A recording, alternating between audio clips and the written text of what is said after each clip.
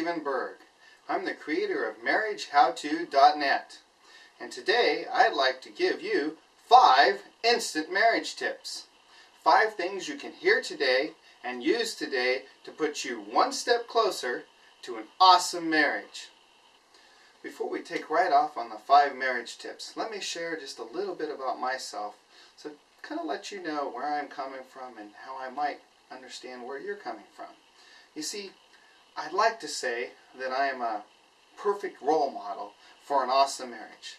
But the truth of the matter is, I've had my struggles too. You see, I'm happily married now, but my first marriage, after over a decade, ended. But not all was lost. You see, I wrote down a list of all the things I did that helped contribute to the problems in that marriage.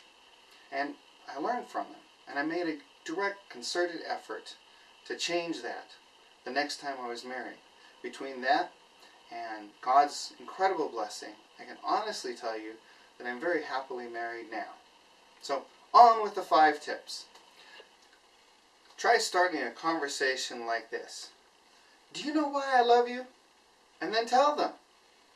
Tell them all the reasons why you admire him. Tell her all the reasons why you love her, why you think so well of her, and why you just can't get enough of her. Tell him all the things that you think are awesome about him. Now, it sounds like a simple thing, right? So simple that, well, do we really need to do it? You see, there's something about human nature, kind of the way our heart works, if you will. It's a little bit like eating.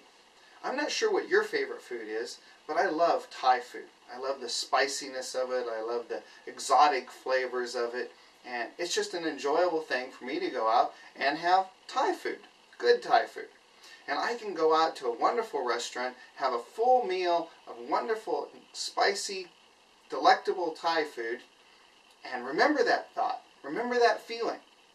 But you know what? No matter how amazing, no matter how awesome it was, the next day, I'm still hungry. I need to eat again. Believe it or not, the human heart works a little bit the same way.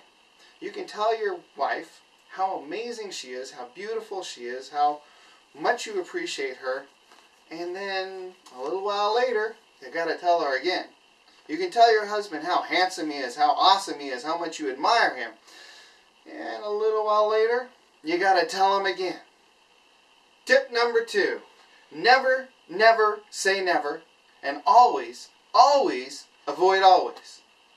Now, what on earth could I mean by that? Well, it means something pretty simple. Just take the word always, throw it in the trash can. Take the word never, and throw it in the trash can. Don't ever use them when you're talking to your husband or your wife. Why, you may ask? Well, actually, it's rather simple. Think about all the times you've heard the term always or never used in conversations with people, especially people that care about each other, people that are married. You always leave the seat up. You never throw out the trash.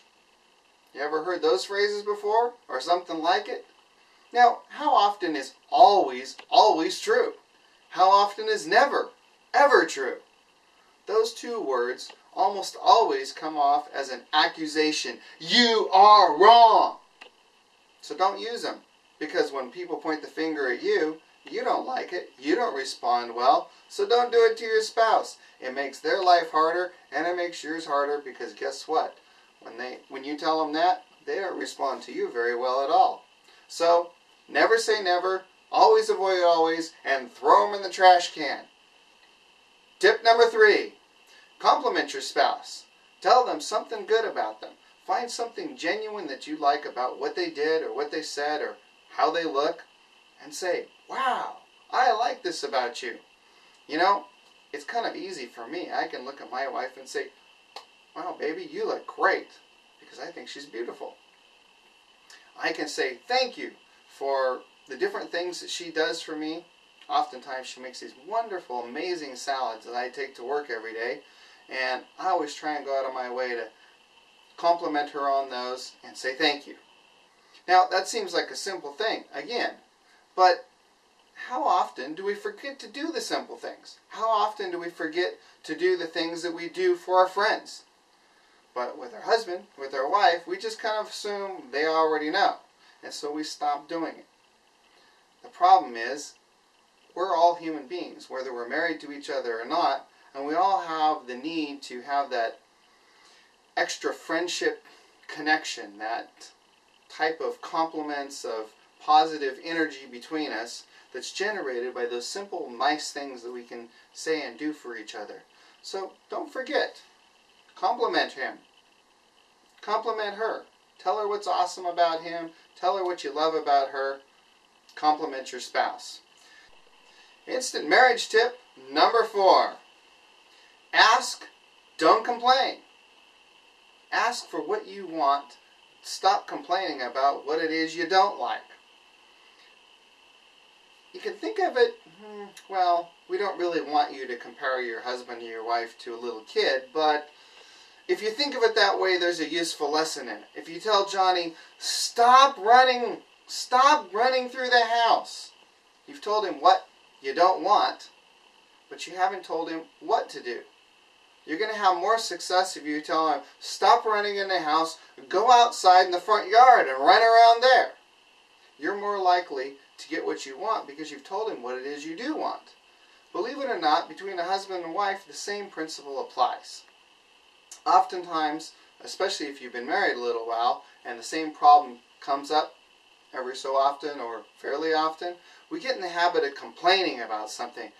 Oh, can't you just stop doing that? Why do you have to do that again? And we never really say what it is we want our husband or our wife to do. If we just tell them what we want, they know exactly what it is we want. There's more chance that they'll actually do it. And guess what? They don't hear you complaining all the time, and they feel better. They're more willing to listen to you because you're not constantly criticizing them. You're not constantly saying things negative about them. So ask exactly what you want and stop complaining about it. Sounds simple. Moving on to number 5. This one here is an incredibly powerful technique or tip. You see, no matter how good you are with your husband or with your wife, you're still human. You're still prone to mistakes. Let me tell you, I am fully aware of the fact that I am human and I make mistakes. I pretty much make them, well, I'd like to say not every day, but that's probably the truth of the matter. So one of the things we can do as husbands and wives that can greatly enhance our marriage is to ask for some help. Ask for the one who is perfect. Connect ourselves and each other to the one who really is perfect. No matter how hard we try, we can't be. But we can connect ourselves and our spouse to the one who is. Now, when I suggest that you pray for your husband or pray for your wife, I'm talking about a specific type of prayer. I'm talking about the kind of prayer where you're asking God to bless them, to give them the things they want, to help them to be more happy, to be more successful. I am not talking about, dear Lord, you know what a pain in the rear he is. Can you please just fix him? Dear Lord, you know how she is. She's getting on my last nerve. Can you just take her and do something? That's not the kind of prayer I'm talking about. That may make you feel a little better for the moment, but it's not going to do anything for your husband or wife, and quite frankly, I really don't believe God answers those kinds of prayers. On the other hand, if you take time to think about what it is your husband or wife really wants, what the things they're really struggling with, and you pray about those things. You know, dear Lord, can you please help my wife? She's struggling with this boss at work, and he's just really hard on her and just making life difficult for her, Lord. Can you give her strength? Can you give her wisdom? Can you give her patience? And help her survive it. Help her to be calm and peaceful and be able to find some joy in the middle of working it. That's the kind of prayer that we need to be praying. Now, there's 2 big benefits to that. First of all, you're inviting God's power into your husband or your wife's life. And that's an amazing, wonderful thing. Because God can help us do things. He can change our attitudes, change our feelings in ways that we just simply don't have the ability to do. But the second way is the fact that it puts you in a great mindset about your husband or your wife. You see, when you're asking good things for them, when you're asking God to bless them with good things, it's very difficult to see them in a negative way. It's very difficult to be mad at them, to hold a grudge against them, to be constantly yelling at them and criticizing them. By you going out of your way, looking for the things that are important for them, and inviting God to give those things to them, you're setting your own attitude up to be a positive attitude for positive interactions between your husband and wife. And that'll put you one more step closer to an awesome marriage. So these 5 tips, they're quite simple. But just remember, simple things can add up. And oftentimes, marriages don't crumble from some big, giant, huge problem, but from little things that we just stop doing. Little things that cause problems that add up over time. So just a quick review for our 5 instant marriage tips. Start a conversation. Ask them, do you know why I love you? And then tell them. Never say never. Ever, ever, never, ever say never. And always avoid always. Just trash can those words and don't use them. You'll be better off. Your marriage will be better off. You'll be happier. Compliment your spouse. Tell them what you like about them. Tell them what you admire about them. Guess what? They're going to feel good being around you. When they feel good being around you, they're going to be in a better mood and they're more likely to treat you better. Everybody wins. Ask. Don't complain. Ask for what you want. Don't just complain about what it is you hate, about what it is they do or how they dress or what it is they're saying to you or their attitude.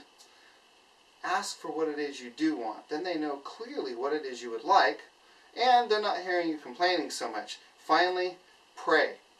Pray for your husband or wife. Put them in God's hands. Ask God to bless them and give them the things that they want most.